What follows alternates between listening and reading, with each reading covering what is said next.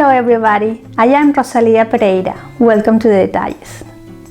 Epoxy is a durable floor coating that is chemical and stain resistant. It is easy to clean and long lasting, perfect for garage floors. Today we will demonstrate preparing and painting epoxy on a garage concrete floor. I will give you tips for painting an existing concrete floor and for a new slab of concrete. If you are working with a new concrete floor, let it cure for at least 30 days. I am here with my husband Mario, who is a professional paint contractor.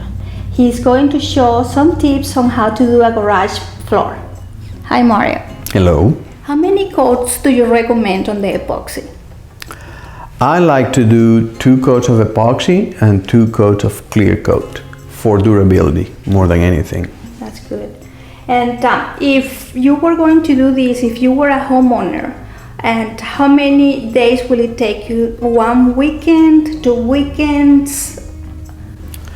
It depends on the size of the project. On a standard 2-car garage, 2 weekends should be enough time. When you were doing the garage floor, I noticed that you were dumping the paint on the floor. I really like that. I have never seen that before. What do you do that? The idea is to speed up the process, and you really, once you dump some of that epoxy on the floor, all you really have to do is spread it out with the roller. The epoxies are self-leveling, so once they set in there, they're going to try to flow evenly along the slab. So it's a faster way and more efficient way, really, of applying that. But you will need a helper, right? You will need a helper. You put your wife to work with you. Yeah, you could. I mean, that's the idea, right? Yeah. But yeah, you will need help. It'll be easier. You can do it by yourself, but it'll be a little bit more rushing. You put a lot of pressure on trying to get it done, dump it, and then come back and roll. On the flakes, I know they're optional. How would you go about it? The flakes are, like you said, they're optional, and it's also the amount of flakes that is optional too. If you decide to go that route, you can go light, you can go medium, you can go really heavy on the flakes. I'd personally like to start light and then go back and check on the spots. That's what you need the spike shoes for. Go back and check the spots that you might have missed and simply just touch it up by applying a little bit more. That's good.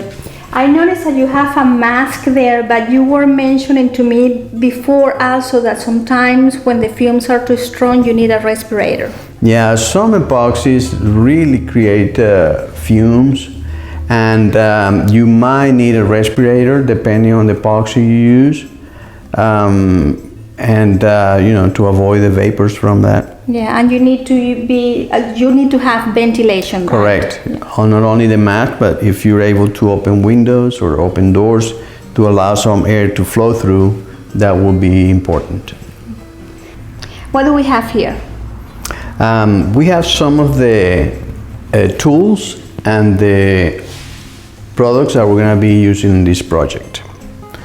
As far as protective equipment, we have the gloves, mask, goggles.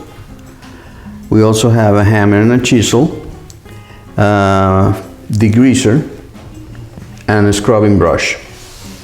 We have some rubber boots and a garden pump to mix any chemicals like muriatic acid, if you go that route. On the other side, we have the actual epoxy, the roller brush, a smaller roller, the drill and the mixing paddle, a solvent for cleanup, flakes, and anti-skid additive for the epoxy, and we have the sealant for the stretch joints and any other cracks or gaps that are on the slab. I personally like this sealant because I know that it accepts epoxy. It's compatible with it. You apply it, it dries, and you apply the epoxy on top of it, no problems. Some of the sealants out there, you have to make sure they perform the same way. If not, that might be an issue later on. I also have some spike shoes to walk on the epoxy if you decide to go the flake route. A 5-gallon bucket for the mixing and an extension pole for the roller. You will find a list of materials in the video description with a link for further details. The success and durability of epoxy floor depends entirely on the preparation for the concrete floor to accept paint. Step number 1. Measure the square footage of your garage for supply quantities.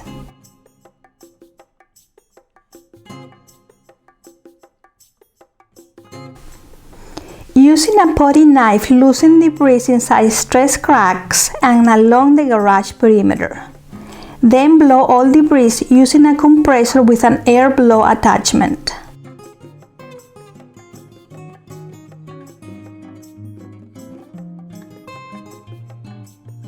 With a hammer and chisel, remove any excess concrete from the surface.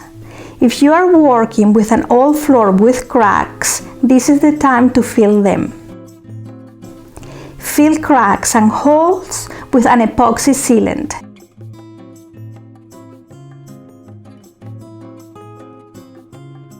Let it dry and remove excess filler with a potting knife.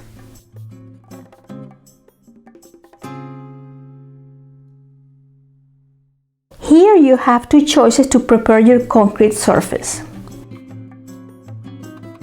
We prefer to use a grinder to minimize working with chemicals. If you don't want to rent a grinder, you can use the second method, acid etching method. Make sure to use protective gear like mask, gloves, boots, etc. Mix 20% muriatic acid to 80% water. Wet the entire floor with a hose and spray the acid on the surface.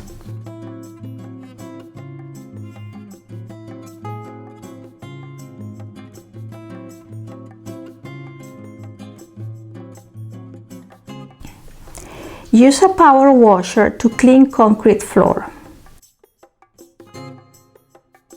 If you are working with an existing concrete floor, make sure before you power wash to clean any oil spots. You may have to do this more than once.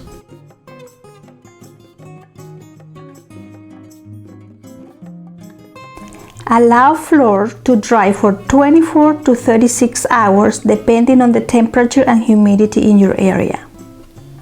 You can speed this process by using fans or blowers. If you have existing floors, take additional time to scrub and remove oil spots at this time. Epoxy will not adhere properly on oil residues. Checking concrete for moisture. Cut an 18 by 18 piece of thick plastic trash bag. Place it on the concrete floor and seal all sides with duct tape. Leave it for at least 6 hours. Is when you remove the plastic there is moisture, you will need additional drying time. Mixing the epoxy. In this process, we recommend using protective gear also. Most epoxies are two-part products. Mix epoxy following manufacturer's instructions. In this process, you will need a 5-gallon container and a drill with a mixing paddle to mix the material. Some manufacturers recommend to reduce the epoxy with solvents on the first coat. Read the manufacturer's instructions.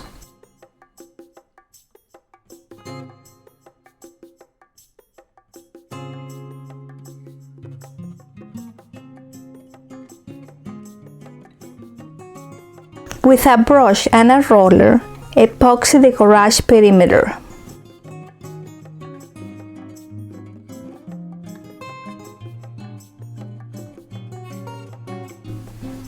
Apply the first coat of epoxy with a roller and extension pole. This gadget is really helpful. Let it dry between coats according to the manufacturer's recommendations. Apply the second coat of epoxy.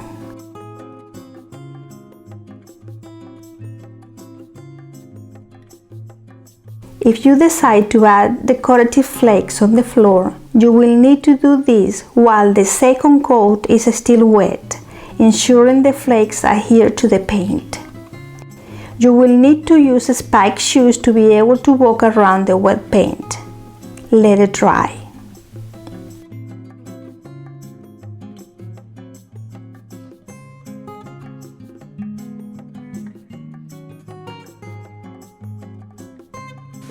Apply 2 clear coats of finish.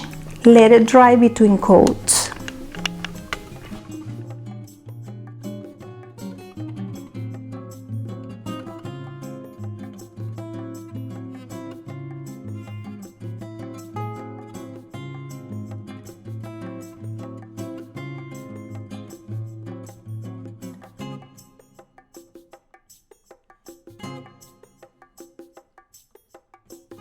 I hope this video was helpful. If you haven't subscribed yet, please subscribe. Thank you for watching.